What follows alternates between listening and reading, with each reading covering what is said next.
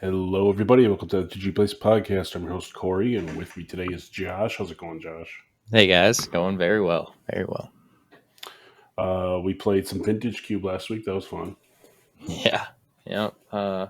Classic, we didn't win. One of our friends has been winning like the past, 8 times, I'd have to say. I know. I've consistently been third place the last 5 times in a row. It's I gotta take him down. There's something going on. But yeah, so we have Vintage Cube videos. If you want to watch us do that, coming out on the YouTube channel all the time, check us out. So if you want to support the podcast, you can directly on Patreon, also in our Discord, watching our stuff on YouTube. All those links and everything and all the cool perks you can get is all on our website, mtgplace.net. So you can check that out. So a little bit of Magic news I want to hit here before we get into our main topic. First thing, they announced they're going to pair with Marvel. Yes. Yep. So more, what's that called? Universes Beyond. Universes Beyond UB. I don't know how I feel about Marvel and Magic. It doesn't really seem to fit that well. I'm personally not a Marvel fan at all, but I don't really care for Universes Beyond anymore. I mean, I really hated it for a while, but now after a while, I'm just let people have their fun. Some people will really love Marvel and be like, hey, this is my first time going to join Magic. Let's see what this is all about. And I like having more players and more people to enjoy this fantastic game. So, yeah, that's kind of my take on it too.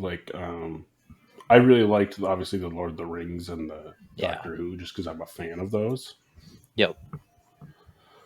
And the D&D was cool, but that meshes really well with Magic. Right. They're basically almost the same thing. Yeah. Yeah. Yeah. I guess, it really needs to hit at home. Marvel's kind of there. I can kind of see it superheroes, but when they did Fortnite and other things, it's just it's not my cup of tea. Yeah, I guess it kind of makes sense with the story because they're saying you can just travel to any world now. Right. So yeah. Second thing is they now are getting rid of set boosters and regular boosters, and they're going to have play boosters.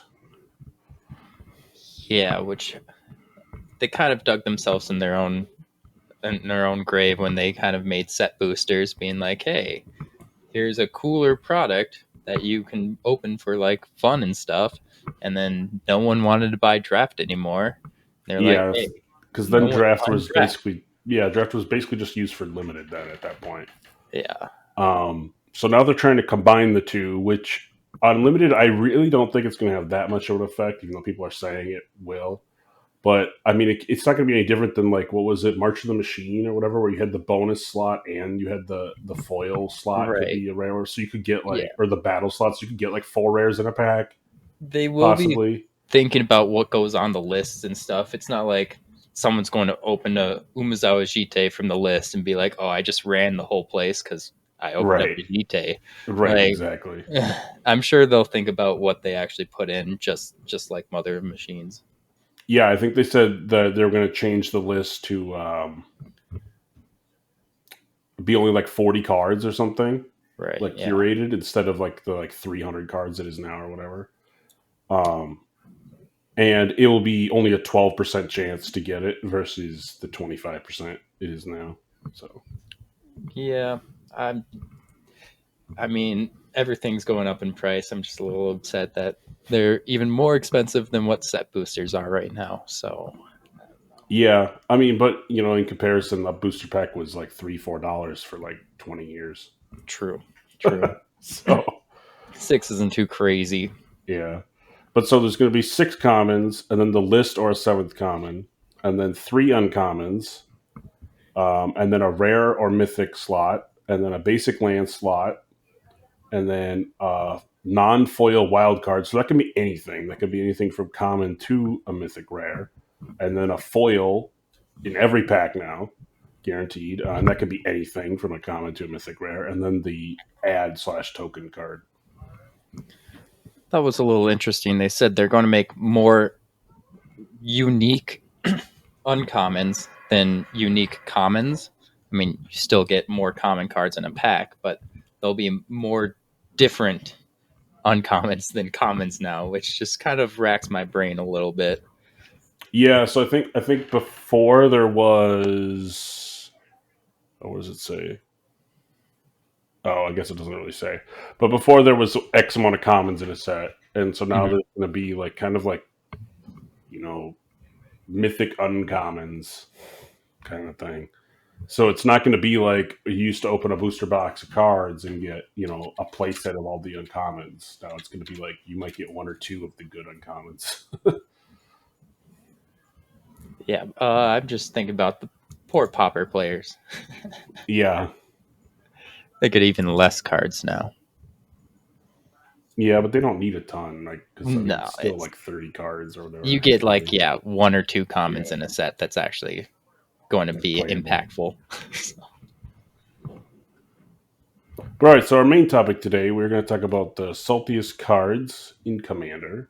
Um, Ranked, we're getting our data from edhrec. I know most Commander players know that website. You can look up all sorts of cool stats and everything on there. Great place for brewing. So yeah, the saltiest. I mean, for me personally, I don't have a problem with a lot of these cards that are going to come up on the list because I'm just like whatever. It's Yeah, more the where you can't play the game part. So like, I guess the first two is kind of the that are going to come up right. that I'm not going to like. And this is also in a commander lens we're putting on. Like Right. we're playing commander. We're not thinking about 1v1s or Yeah, any. if you're playing 1v1, you want to play this all the time so that you just win. Like, because you don't care if your opponent has fun. You just want to win. This is Right. true. You're trying to cultivate a play group with the Whereas Commander, a lot of casual players just want to play for fun and don't really care if they win or not. They just want their deck to do the thing they want it to do. yeah. And I think a lot on this list that you're looking at that you're like, I don't really care. I think it's more of like the power level of them that they're so strong that you feel like it's almost unfair. And so you get salty about it. Right, right. I'm just saying, me personally, I don't really get salty Sure. in Yeah. when most games, unless it's literally like, all right, you're just going to draw go the whole game and sit here for half an hour and do nothing. Like, Yeah. but like if someone, so Stasis Winter Orb are the first two. Mhm. It's like you can't Mhm. untap your fucking lands, so I can't really play anything. Yep. Yep. Yeah, with like these sort of cards, you need to have a game plan. I think up here, a lot of land destruction is huge, like Armageddon and Jakula Hops, all of those. They're salty if you don't have a win condition with it. Like if you're just Yeah, playing it to play it and you're like, okay, well, this game instead of going to be an hour, it's going to be like 2.5 hours long. Like, thanks. Like if you're playing Armageddon and you do like Teferi's Protection yourself, so you get to keep your lands, like a little combo action going, then I'm like, awesome, go for it. You kind of basically won the game there. But if you're just throwing out an Armageddon, throwing out a Winter Orb, just why I'd rather have more games than okay, here comes another hour long of a right. game. Yeah. Like if it's like, okay, I activate protection or my lands are indestructible, then I blow up all lands, just be like, okay, you win. I'm just gonna scoop Basically, because yeah, like yeah, you have a million you more come mana than me. right. If you're just playing it just to see the faces on your opponents, you're not playing Commander, right?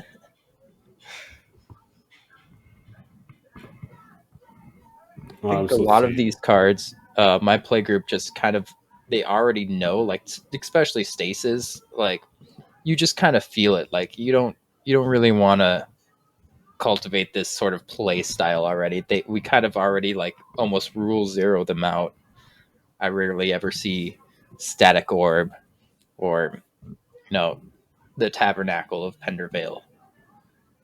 Well, Tabernacle. Also, if someone was proxying that, I'd be like, dude, go buy a real one if you want to play it. I'm all about proxies, but oh gosh, Just that's for that specific card because I hate playing against it. true. Yeah, it is. That's why it's on the top. What is it? Top 15 Yeah.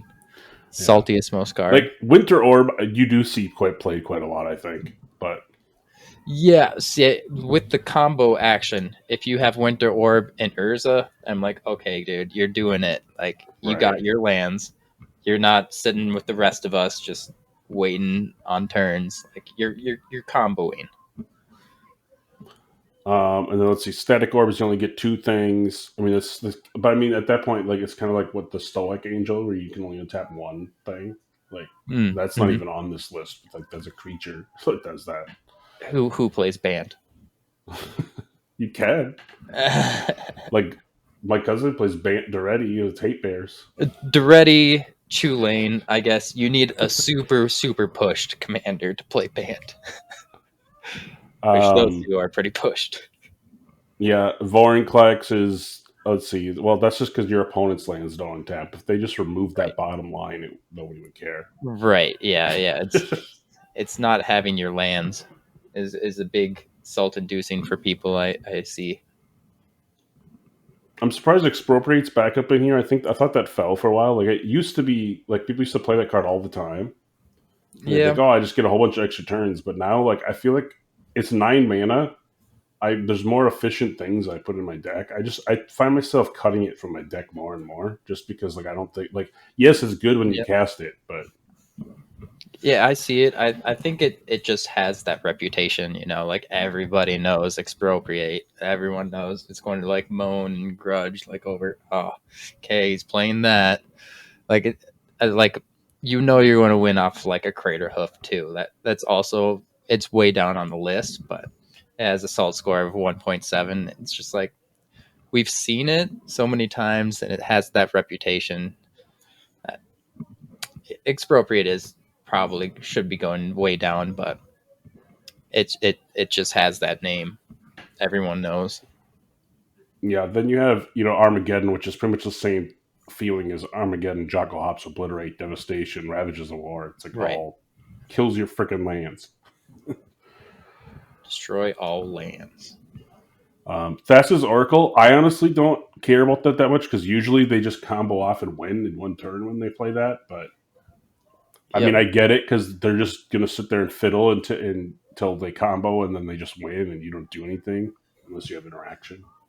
I think it is just that power level that I mean, if it wasn't Thassa's Oracle here, it would be Lavatory Maniac up here. It's just it feels like people are playing a game of Magic and then just out of the blue, it's like, oh hey, I just win. It's like, okay, that was kind of anticlimactic. Like I get CEDH and you're like going there. That's pretty cool. But when you're just like hanging out with your buddies and at Thassa's Oracle Demonic Consultation, it's like, okay, well, let's just pick up the game and start a new one. Yep. You did And it. yeah, Jinga Taxes is just because your opponents can't have a hand. Yeah, I've never seen But him actually work. usually he's just killed on spot. Like Yeah, that's true. Um, but a lot of time, like I mean, it used to be played in the old school Reanimator Legacy Yep. decks because that was the way to win. But now, like you play Sire of Insanity instead because it's cheaper. It's 6 mana. Mm-hmm. Yeah, there's just I feel like there's better targets, but I personally have never seen it on the Commander battlefield before. Yeah, and then Urza obviously because everyone hates Urza for artifacts. It's super good. Yeah, I mean it's that power level thing right there. It's Yeah, like tap an untapped artifact, add a blue. That's the biggest part. That's crazy. and then the next two, like the Dockside and Cyclonic Rift, I feel like it's more just they're so good power level wise again that like if you don't have them in your deck, you feel at a disadvantage. So Yes, everybody has to play them basically. very so, very so. Yeah, they're just so high power level. You need to have them, or if the opponent doesn't, they're huge disadvantage. Yeah, exactly what you said. Yeah, and then Tabernacle we covered. Like that's not very many people actually even play that. I don't think. I've never seen one be resolved on the board. So or played on the board to me because it's a land. I could see it, especially in casual environments. No one has a strip mine. Me personally, I've put a strip mine in everywhere because my buddies and we proxy the Gaia's cradles and stuff around, so Yeah. I need to answer some. But if you're sitting in the casual, you don't really have strip mine. You're not looking at lands. So having a tabernacle out, you're safe. Now Sunder, return all lands. I'm guessing there's some dumb combo with that. It probably just says lands on it. I mean, it does. It returns all lands to owner's hands, but I'm like, yeah, you could just replay it. It does slow the game down, but like, unless someone has like a way to play a bunch of lands at once, it's gonna slow them down too. Yeah, I'm kind of surprised to see this one. Turgid, I think, should be number one, or well, behind Stasis and shit. I hate this Which is card the next with a one. passion. Because It like is so much value. it's so disgusting. I just made a budget deck just to show how like disgusting it is with cards that laying around. And my buddies were scared to 3v1 me, and I still won. Like Yeah. it was ridiculous. Why does it have discards permanent too? Like I Yeah. can see board wipe or something. Like that's kind of cool, but it's Yeah, so the sacrifice. If it was only the sacrifice part, it'd be a little bit like not. It's the discard because you could just be like, you know, each opponent discards their hand or whatever, or Yeah. deals their hand, and then you just get a whole board of shit. Like it's crazy good. That's secondhand partner Pox. yeah, Oh, I hate Tigrid. I think I've expressed it so much in my play group that they put it out of their decks. Ristic Study, I'm fine with because everybody plays it again. That's another one of those ones that everyone basically has to play it, or you feel like you're at a disadvantage. Yeah. I think it's just more the annoying part, you know. It's just like, do you pay the one? Yeah, and then eventually people just go no, and then you draw a million cards. It's just on both sides. You having to remind people to pay you're the one, and then you're being annoying, and then it's just like, come on, can I just play the game?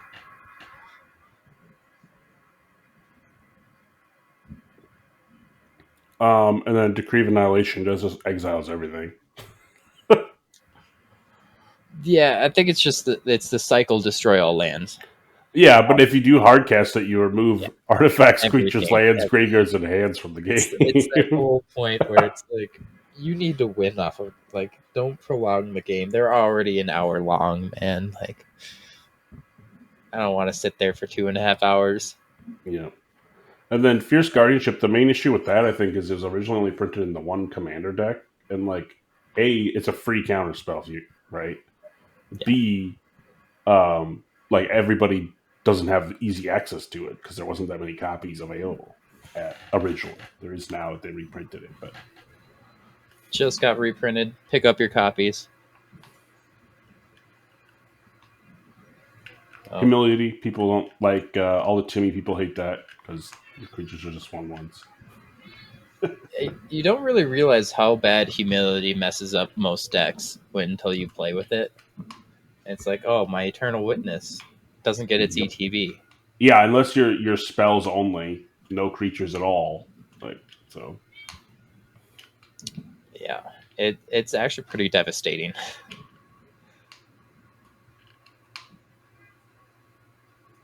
Apocalypse, same thing, removes your lands. I think we could just cherry pick our favorite ones now. I'm looking at Drannith Magistrate now. It's got assault score of 2.03. That card, every time I jam it in every white deck I can, but every time I play it, I hear the moans and groans from my opponents. This card, man. See, that was a card I used to I stuck in for the hell of it once, not even realizing that it worked against commanders. Oh wow! I just stuck in just like because I was just like, oh, I'm just gonna play it because I need a 2-drop one like a 1/3 like an aggro deck or something.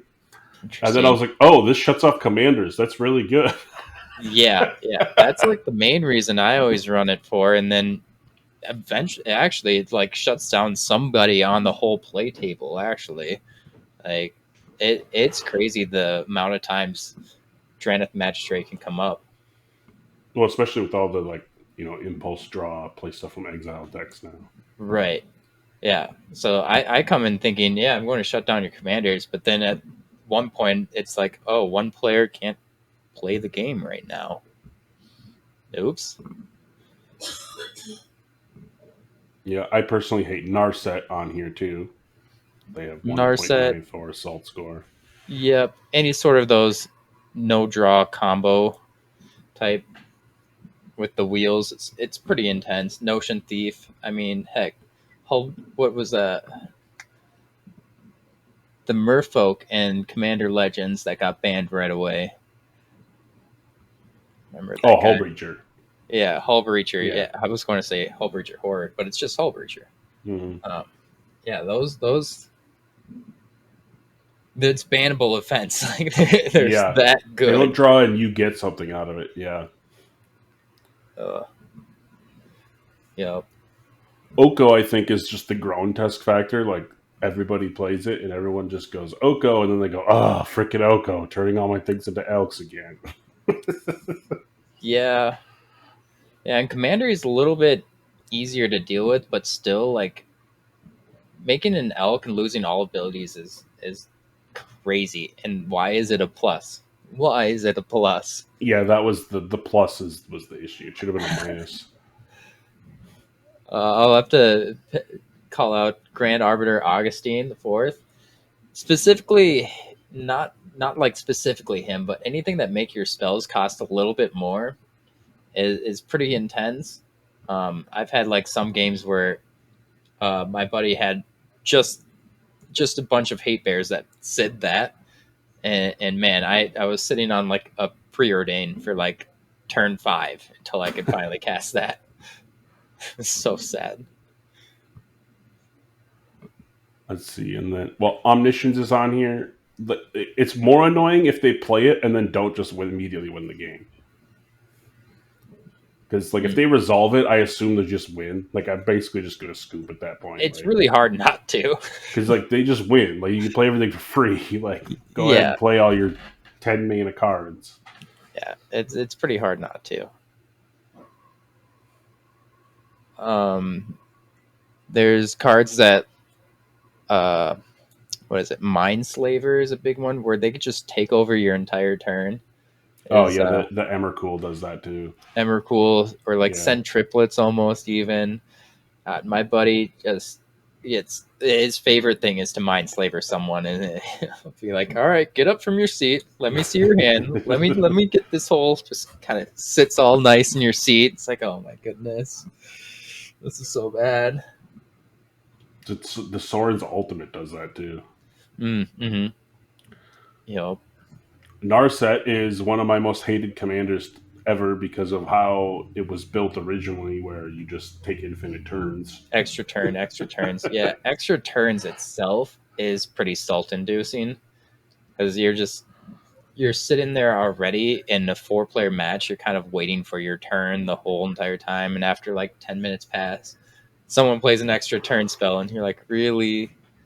Okay, all right, I'm just going to sit here again more. Like, kind of wanted to play, but that's all right. Mm-hmm. Usually, then, yeah, with Narset or someone running extra turns, they're starting to chain it off. And usually you don't know if they're going to win. And if they are, it's getting kind of close. You're like, I don't know. I'm sitting here with like a counter spell. I don't know. It's just all bad.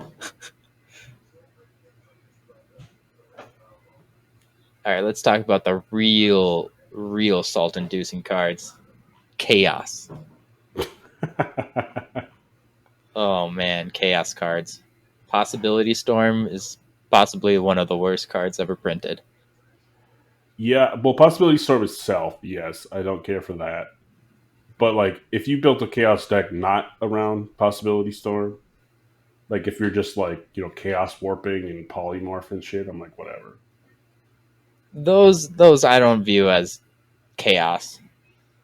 Like those actually have like a game plan, but Possibility Storm, or what are some of these I'm reading?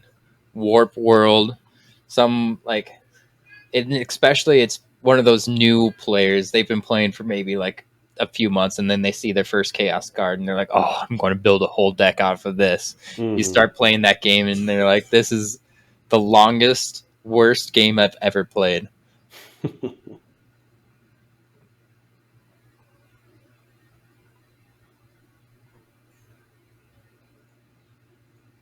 Anything else you have super salty for?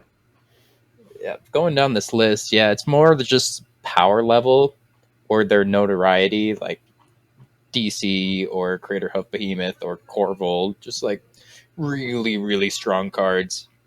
Yeah. I'm just interested. I'm trying to scroll down the bottom to see what the least saltiest card is. Like the one that just nobody dislikes. Is it like What was the Forest? happiest card? It's like Forest or I Plains or something. love that. I love that. Let's see. You were explaining earlier how you don't like Chains of Metastopheles.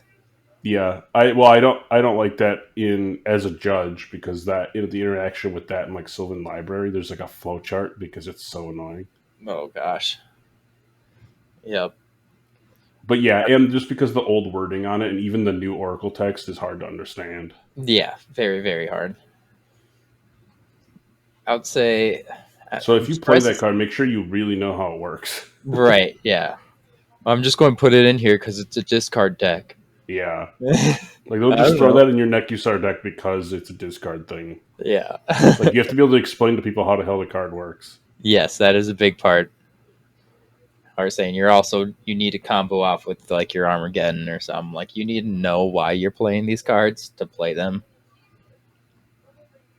I'll also put in there. I'm surprised I'm not seeing a lot of infect or like poison Well, because yeah, Blightsteel was towards the top, yeah, which I yeah. think kind of covers just infected in general. But I'm a Blightsteel kind of guy, but it is. I see it where it's like you take out one player at a time, and that's kind of sad. Being that player being taken out first yeah, then you're just is waiting for the game to be over.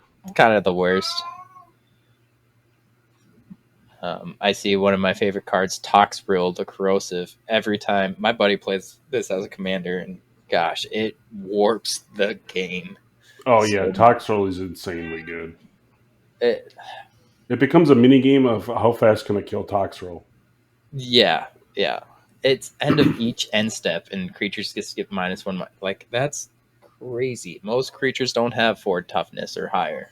Like nothing It's sticks. definitely way worse. I've never played against it as a commander. That would be way worse. But just in the Right. 99, like it's like, oh my god. As the commander, and he mostly just has like rituals and fast mana. It's like, okay, I know Toxrill is going to get taken out the first time, the second time, but here he comes the third time. It's like, oh man.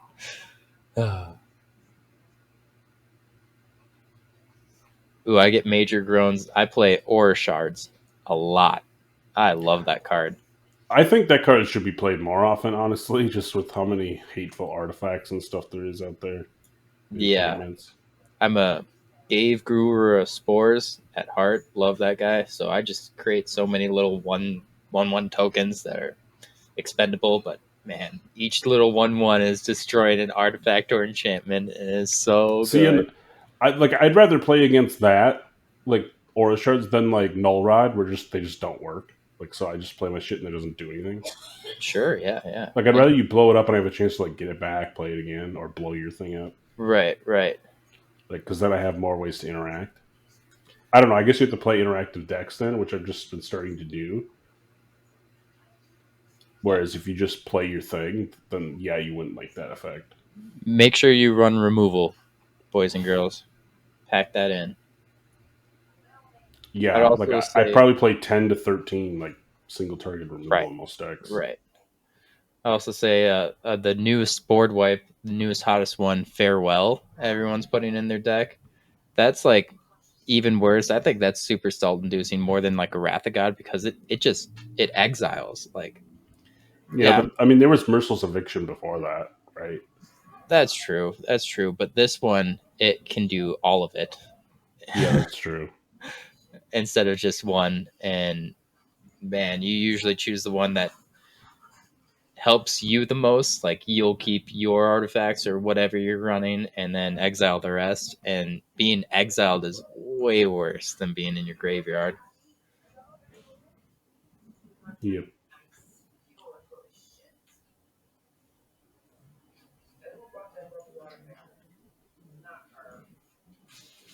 Yeah, other than that, I'm looking at power level is mostly what these other cards that we haven't covered. I'm still trying to get to the bottom of the list. No. It's like still loading. You know how many cards there are in Magic? Does it list every card? I don't know. It's gotta, right? If it literally lists every card, then yeah, it's going to take forever. You're going to be here for a long time. I'm at like 0.2 right now. And like Trained Org is down here. Like if someone plays Trained Org, I'm like, sweet. Flashback to the past. I don't think you're on any salty cards anymore. Yeah. See, I'm still roughly at the top of the list, and I see a Sensei's Divining Top at 1.31, and just want to say, like, know your cards, and kind of if you're going to run Sensei's, I think the why it's so salty up here is just dirtling. Yeah, it takes forever because they'll People be like dirtling and top again, not top again. knowing what to do, just debating and looking at their 3 cards again and over and over. It's like you should know really your deck, and if you're going to Sensei's Divining Top, like do it as a reasonable pace, please.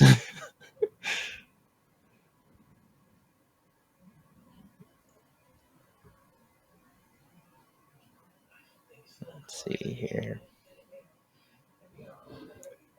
Yeah, mostly it's just power level. Ooh, I guess I get super salty. I don't know why, but I mean, I know why, but anybody playing 5-color commanders, Why? I one, they're like so 5-color. pushed, and 2, it's like, are you really even playing commander anymore? It's like, okay, you get access to every single color. Like, commander's That's supposed to be like breed creativity from like, ooh, I'm playing 2 colors or normally 3 colors. Or if you're a Giga Chad, you're playing 1 color. Like, I don't know. I like 5-color just because then you have the access to every color. I know, but is that commander that? And why do they have to be all so pushed? I mean, you're still Dragon, singleton, right? First Sliver, But yeah, like Yoda. the tribal ones, the typo ones, whatever, are really good. I mean, But like before that, it was Yoda. what, like just Child of Alara, like Yeah, yeah. But which was nowadays board they're white, board all white, board white. super pushed. Even what that not Up Nixilis, it's Niv Mizzet Reborn. Like that's even pretty fair, but still pushed. Mm. Oh man, I don't know.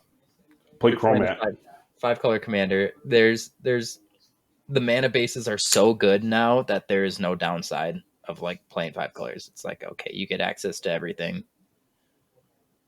It's so easy Yeah, to play cards now. until it's that one game where you get a color screwed. But Very rarely, but okay, I can see it. Mana that base. happens to me more than anyone else though, because I usually play Jake 5-color decks. Well, there you go. It's the deck building problem. It's not really a deck building problem. It's just that I don't want to play the norm. Yeah. So Yeah. I'm gonna put cards that nobody plays in this deck. Oh man. Cards that were good like 10 years ago.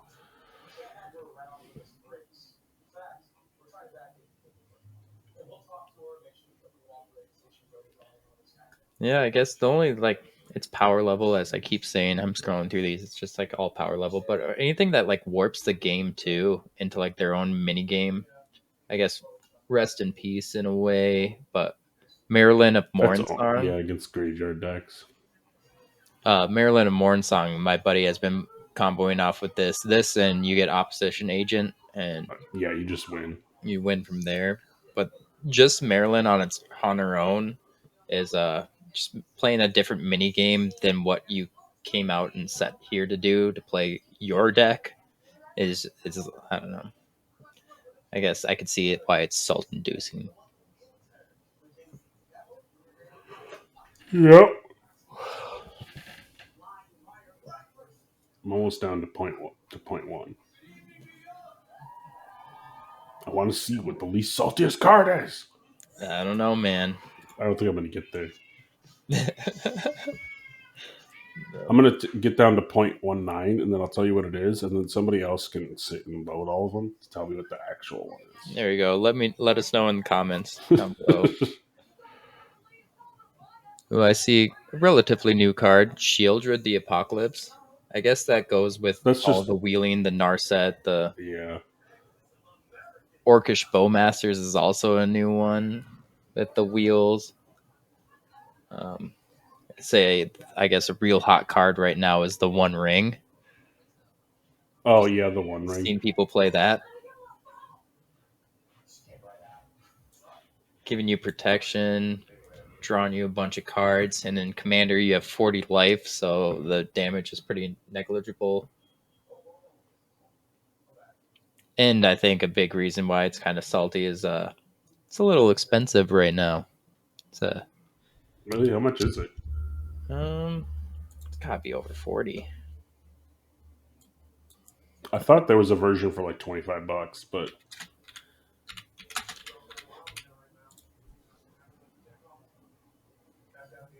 The cheapest version right now is going for $55. oh, okay, so that is pretty expensive. Normal one's $70. Jeez. Yeah, this card has seen a lot of play. Well, don't try and get to the very last card because eventually your Chrome will run out of resources and crash. Oh no! That's a lot of literally has magic to load cards. every card. But the lowest card I had gotten to was like 0.18 was like Tangle Asp. Which is a terrible card. I don't think I've ever seen it played against me except for like one time in the Kazoo deck or something. Yeah, I don't think any of those cards. Once you get past like the top like 300, they're not really salt inducing. You're just playing Magic at that point. Ooh, I see a relatively new one. Mirim Sentinel Worm. I do agree on this one. This is the dragon that's Oh, yeah, that's whenever really good. another non-token dragon enters the battlefield under your control, create a token that's a copy of it. Except this token isn't legendary if that dragon is legendary. It's crazy how that thing can pop off. So Yeah, much. I did a top 5 video a while ago on, I think it's on our YouTube channel. You can just find it. But and it was basically almost 4 out of the 5 were blue cards because it was Counterspell, Cyclonic Rift, all the cards people don't want to play against. Time Twister. Yep. Oh, found Stoic Angel. 1.02 salt score.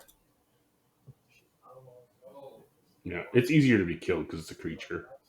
Yeah. And Bant, by the way, folks. Yeah. He's playing Bant. I like Bant. Get out of here, True Lane players. Chulane? I don't want no Chulane. I'm gonna play like Rune or something weird. Yeah. What's the Rhino guy? I thought about building the Rhino guy. That's Rune, right? Yeah, the Flicker Rhino? Yeah, is that Bant? No. There's a new Rhino from the Brokers. When they changed it from Bant. Was it Brokers? Yeah, Brokers was broken. Yeah. Streets of Capenna I kind of ignored. Yeah, there's like a Rhino that comes with a shield counter that can be your commander or something like that. So he's like medium. But like I was like, Rhino Tribal would be fun. Just play Rhinos. It's typal. It's not tribal. Yeah, typal. People in tribal decks. Another relatively new one, Hinata Dawn Crown. My buddy built a deck real quick, and it's crazy the cards you see that can pop off with. Like that card is actually kind of nuts. I don't know if it's salt inducing, but pretty nuts.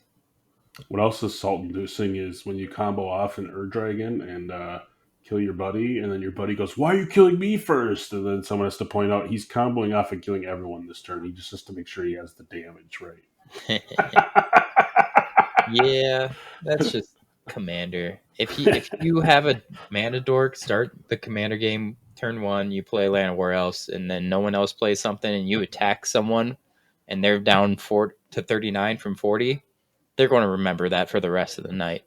Yeah, it's like the Telltale game. Like, he will remember that. Yeah, you will hear from it over and over and over again. Well, remember the time you hit me for 1? That's just commander for you. All right. Well, any last thoughts? I think we'll make this a short, sweet episode here then. Right, yeah. Make sure you pack that removal. Yeah. Pack the And removal. combo off with your Armageddon. Don't just go in without a game plan. Make sure you know what you're doing with any of these salt-inducing cards. Yep. And if you want to pick any of these up, don't forget we have a TCG Player affiliate link. It's in the show notes, and you can find it on our website, mtgplace.net, as well. Also, don't forget to check out our YouTube. We got a video coming out pretty much every day right now. And we play a lot of Vintage Cube. Obviously, our podcast is on there, the video version, along with the audio version you can hear over on Spotify and wherever you listen to podcasts. And until next time, we will say see you later. See ya.